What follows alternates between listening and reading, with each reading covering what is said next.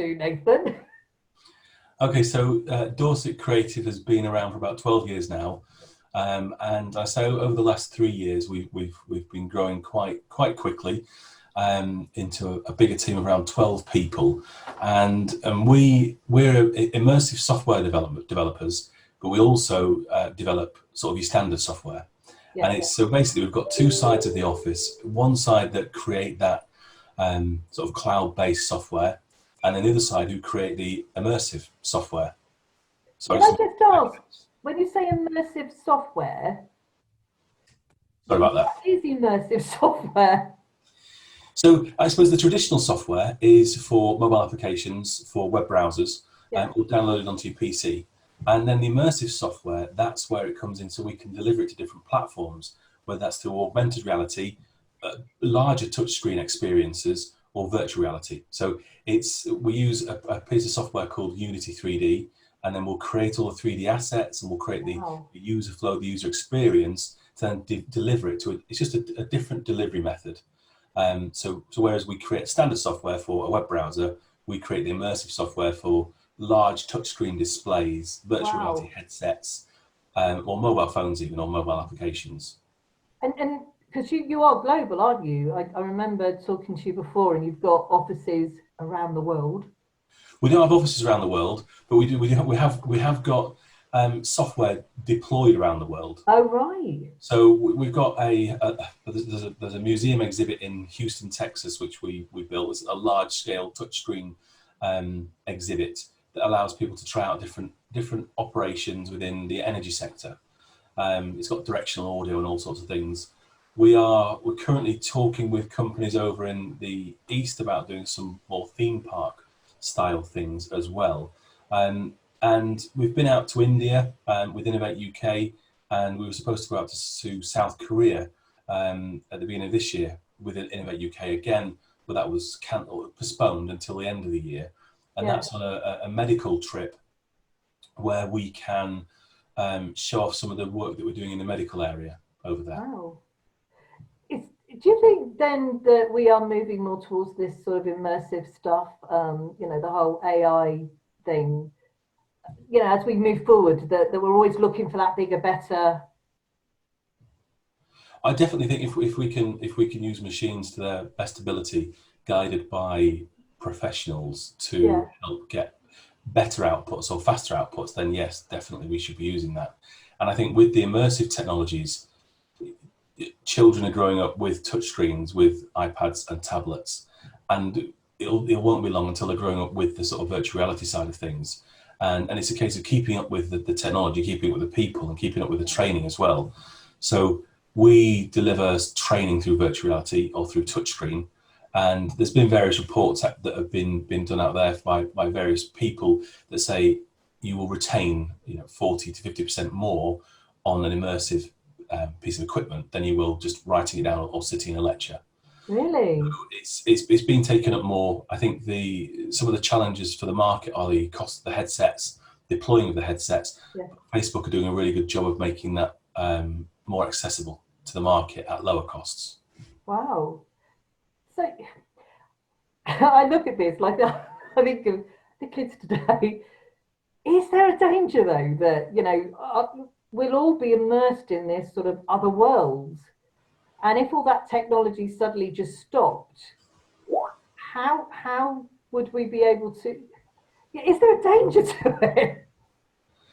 Well, I think there's been various reports about younger people using, especially the VR headset side of things, Yeah, yeah, because their eyes are still maturing, and it's about limiting the amount of time on there. But I think it comes through the training and education around. If we just speak about virtual reality for a moment, it comes around the training and education around that, and around being in a virtual world versus being in the real world, yeah, and how that differs, and making sure people don't spend too long in there. But then some of the mental health groups we talk to, having someone in virtual reality where they can go and meet people and go and travel different places is just a fantastic experience for them, where usually they wow. might be sat inside it and they don't want to go outside and they don't see or meet people, but that can help bring more out of them. I, I, I hadn't actually thought of it from that point of view, and I think probably those of us that don't know it very well probably just think, we've seen the blockbusters, we've seen everybody disappearing. It hadn't occurred to me it would be, I suppose it would be really useful. And for training, I guess a lot of training people could use that. Immersive is better, as you say, than just sitting and writing. Yeah, and I think there's a safety aspect to it as well. So where in the oil drilling world, to learn about the danger zones on an oil rig, Yeah, you can look at a piece of paper, or you can put on a virtual reality headset and actually go onto the oil well floor and see why it's a danger zone, because there's huge pieces of machinery flying around everywhere. And then in the medical world, you don't have to purchase a cadaver or wait for someone to get onto the hospital bed to practice on them. You can yeah. just keep practicing day in, day out on a virtual headset and keep replacing the bodies in the in the software. Body bank in the software.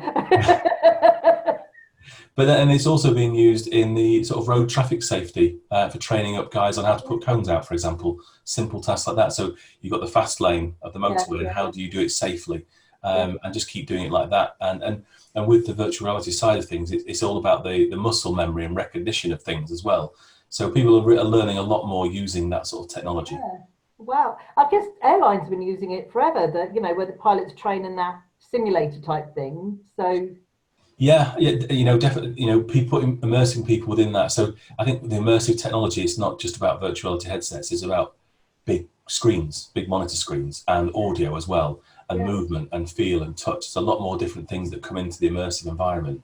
I suppose Ooh. virtual reality is the sort of the key way of saying to people this is immersive. So could someone just come to you with an idea? Like I'm sitting here thinking, oh yeah, I could have this sort of alternate, theatre place with a lot of audience. So everyone who's terrified of speaking, I could stick them on a stage. So people could come to you almost with any idea and go, could you do that? Yeah, and it's and the software that we use, Unity 3D, it's a scalable software package. We then use our 3D artists to estimate how long it would take to make the people, make the stage, make the Yeah. lighting, and all those sorts of things. And then we sort of put all that together into a nice ballpark estimate and say this is how Wow. much it would cost to deliver onto these headsets. Yeah. We had an internal idea. I don't know if it's been done yet, but it's around that sort of thing, making a virtual reality karaoke where you can sing on stage with your heroes, like Guitar Hero, but virtual reality. And you can imagine people stood there with a microphone or pretend microphones singing out with these nice earphones on, just having the time of their life, Oh, that but sounds good. not realizing how bad they can sing like me. You have to get me very drunk to do karaoke, but I'd love to do that because I do love to sing about my own. So, what does the future hold, though? I mean, it's moved so fast. When I think of when I was a kid and 3 channels on the TV and what's happened, how do you see this moving forward? What next? Well, I think it has to become lower cost and more accessible Yeah, that'd to be get nice. to get that wide traction across the whole the population, Yeah, which Facebook are doing a really good job of bringing the cost down.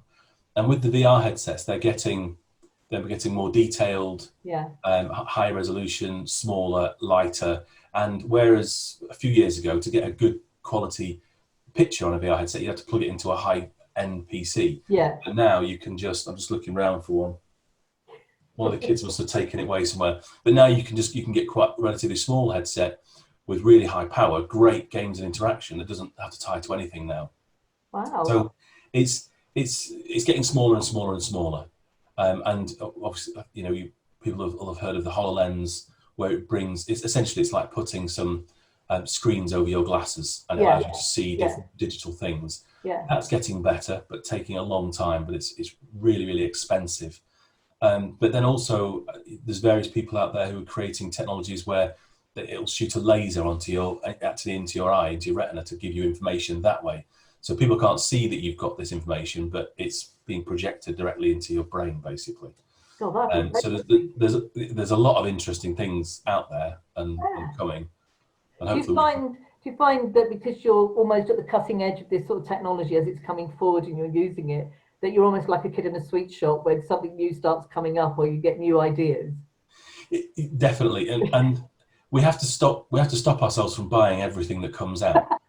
So, which we do still. If something exciting comes out, we'll buy it, we'll try it. So, a few years ago, There were some great cameras that came out, I think, off the back of the Xbox 360 controllers, where they would measure depth of field within the camera, Yeah. and also the picture, and video. So we built a prototype that enabled us to film a scene from different angles in 3D, Yeah. and then project that into a virtual reality headset. So we do take this technology and then use it for our R&D purposes to create our own internal prototypes. And then we take those prototypes to people like the MOD, or other security contractors, Yeah. and say, what do you think of this crazy idea we've got? And they then add one together to get two, and then we can hopefully work with other companies like that. Wow. Are you are you a coder, or are you manager, or within all this? Because I just, in my head, I'm thinking, God, I wouldn't want to code any of that. It must take years. Well, so when I set the business up, all those years ago, I used to do the work, but really back then it was more the web. We used to do websites, photography, and video production, and really the websites has turned into the software. Yeah. The photography has turned into the artwork side of things, and then the video production has turned into the immersive technology. Wow. Yeah. But it's grown through over the years, and now I don't really know how to 3D model. That's the one thing that gets me. I see the stuff that the guys come out with is amazing. Yeah. But I still can, because I used to do the design phase and the development phase, I know a bit, but obviously the guys who got working for us, they know way more than I could ever stand. Yeah. So at heart, I'd like to think I'm a little bit of a coder, but nowhere near the level of skill the guys that we've got working for us.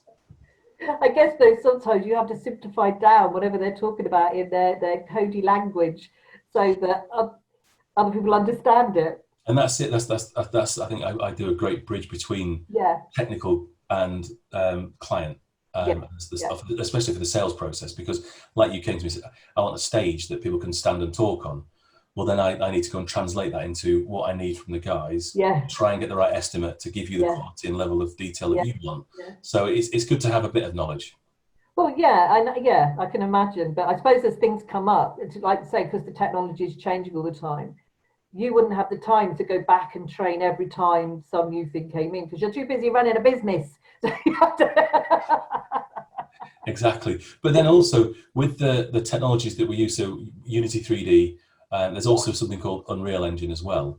They're also keeping on top of the new piece of hardware that are coming out.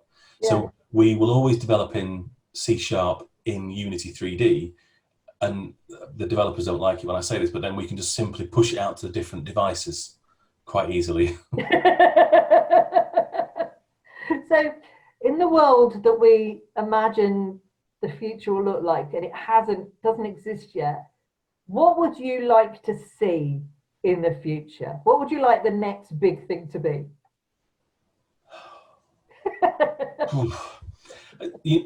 Completely, it's sort of aside from this side of things. Those hyperloops would be amazing for travel, to get around quicker, so you don't have to spend hours and hours on a plane traveling all over the place. That would be awesome to do. I don't know if they were making one in America at some point, where you could just spin around really quickly. But with the COVID-19 pandemic, we're speaking to people. It doesn't matter where you are, and our clients are more accepting of video calls. We don't need to go and travel all over the place. Everyone gets together on a video call. I suppose making those more immersive will be great. And I know there's some technology out there already that allows you to go into VR and have VR meetups with people. So I suppose it's that trying to get the sort of the human feeling out of a distance meeting will be something fantastic. It's tough because I'm totally zoomed out most of the time. Like today, I'm right through till the evening doing stuff, and a lot of the people I know are. And I'm one of those people that goes, I don't like this anymore. Let me go. I'm a magpie. Let me go find something much shinier that'll work for me. And for me, I must admit, I keep thinking there must be a way, because I think people will stay online more so than just suddenly go, oh, we could go back. I think people will stay online. It's how can we make this sort of environment, it's not about user friendly, it's about engagement friendly. How you do. And immersive stuff, I suppose, would just make us all feel that we were a bit closer than we. It's great, but not great. Yeah, that's it, isn't it? Yeah. Yeah, yeah, Um, but I suppose just on the sort of, talking about the future of sort of virtual reality and immersive technologies, I think one of the issues that you have at the moment is movement in VR, yeah. because either you need a big room, a big space, and in Dorset Creative Office we've got a wonderful demonstration area which you can come down and test any time. So it's a sales pitch there. I might But just do that. so either you need a dedicated space, or you move around with the controls. And what's really weird when you're in virtual reality and you push your joystick forward to move forward, it's like, oof, it can make you Yeah, feel a bit queasy, a bit sick. So bringing the cost of the like omnidirectional walking pads down in yeah. cost, and then people can sprint in game, and then it really opens up the amount of stuff that you can do in virtual reality. Wow. So when I mean, I think you can buy them now for maybe £1,000 for this piece of kit that you stand on, but if they can come down in price and become more accessible, then it really opens up the possibilities of what you can actually do in virtual reality. Yeah, yeah. And do you see it coming down though? Because I was looking for Summit software, funnily enough, and I went, and there's some great pieces out there that are just ridiculously expensive. So, is it about all the money, or is it about money and bringing people together affordably? Well, I think that's where I mean, I'm not a massive Facebook user, Mm, but I think that's where Facebook bought Oculus quite a few years ago. mm. They changed the direction of the company slightly to bring it into the hands of people, which they're doing quite well, bringing the costs down. Yeah, So you don't need those high power PCs anymore. So it takes some of the bigger companies, the bigger giants, to be able to bring the cost of things down. yeah, But also then the content creators making the cool games, making the sort of training software. So content creators like us, and there's many others of virtual reality and 3D creators out there. And it's just bringing it all together really into that perfect package. yeah, yeah. I just see an exciting future. One of our other speakers has mixed Pokemon Go with Monopoly as a virtual, because I was thinking I'm going to buy Carnegie Hall. I can buy that block. It'll be mine. Nathan, it's been great you taking the time to talk to us. It's been lovely, and I will